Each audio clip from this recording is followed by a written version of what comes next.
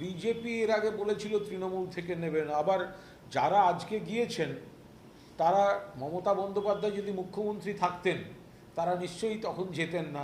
Actually যে কোনো কারণে হোক, আপনারাও জানেন, নানা আমরা বলেছি ইলেকশন কমিশন থেকে শুরু করে নানা কারণ, তাতে মমতা বন্দ্যোপাধ্যায় মুখ্যমন্ত্রী নেই, তো তারপরেই অনেকে ছটফটানি শুরু হয়েছে। তো এখন দেখতেই পাচ্ছেন একসঙ্গে কীভাবে কত লোকের একসঙ্গে শ্বাসকষ্ট হয়, কি অদ্ভুত টাইমিং। একই সঙ্গে মানে কত লোকের শ্বাসকষ্ট শুরু হয়ে গেল। শ্বাসকষ্টে কেউ কেউ অন্য দলে চলে গেলেন, কেউ কেউ ইস্তফা দিলেন। এটা বিভ্রান্তিকর পরিস্থিতি চলছে। রাজ্যসভার যারা, তারা বলছেন আমরা বিরাট বিপ্লবী, আমরা ইস্তফা দিয়ে দিলাম। আবার লোকসভার লোকেরা বলছেন আমরাও বিপ্লবী কিন্তু আমরা ইস্তফা দেবো না। আবার বিধানসভায় বলছে আমরাও বিপ্লবী কিন্তু আমরা ইস্তফার কথা ভুলেও ভাবছি না।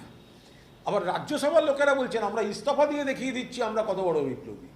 ফলে এই সমস্ত একটা রয়েছে। মানুষ যারা তৃণমূল কর্মী তারা মমতা বন্দ্যোপাধ্যায়ের সঙ্গে রয়েছেন। সবচেয়ে বড় কথা হচ্ছে তৃণমূল কর্মীরা আক্রান্ত, তৃণমূল কর্মীরা তাদের উপর নানা রকম আপদ বিপদ চাপিয়ে দেওয়া হচ্ছে।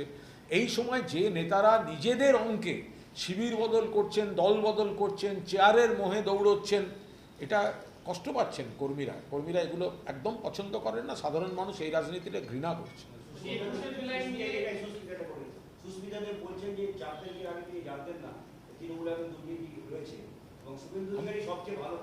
আমি দেখুন আবার বলছি যে যখন সুস্মিতা দেব, আমি রিপিট করছি যে সুস্মিতা দেব, তার সঙ্গে আমার অত্যন্ত ভালো সম্পর্ক, আমি কোনো কটু মন্তব্য করতে চাই না, কিন্তু তার পিতা প্রয়াত সন্তোষমোহন দেবকে মমতা বন্দ্যোপাধ্যায় এতটা শ্রদ্ধা করতেন, সম্মান করতেন, ভালোবাসতেন যে সুস্মিতা দেবকে অন্য রাজ্য থেকে বাংলায় এনে রাজ্যসভায় পাঠিয়েছিলেন একাধিকবার।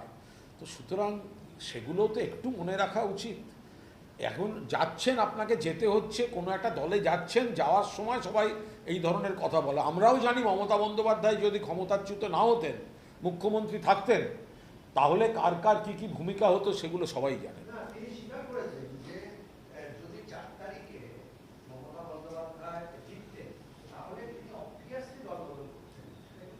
দেখুন এত বড় স্বীকারোক্তি যাদের আসছে তাদের সেখানে আমি কি মন্তব্য করব?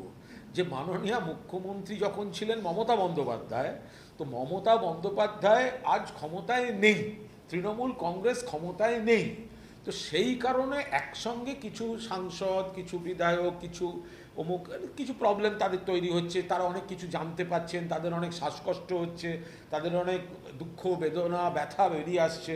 কিন্তু মমতা বন্দ্যোপাধ্যায় যদি মুখ্যমন্ত্রী হতেন তাহলে এদেরকেই যে মমতাদির চারপাশে কী কী চেহারায় দেখা যেত সেটা শুধু আমরা নয়, আপনারাও সবাই জানেন।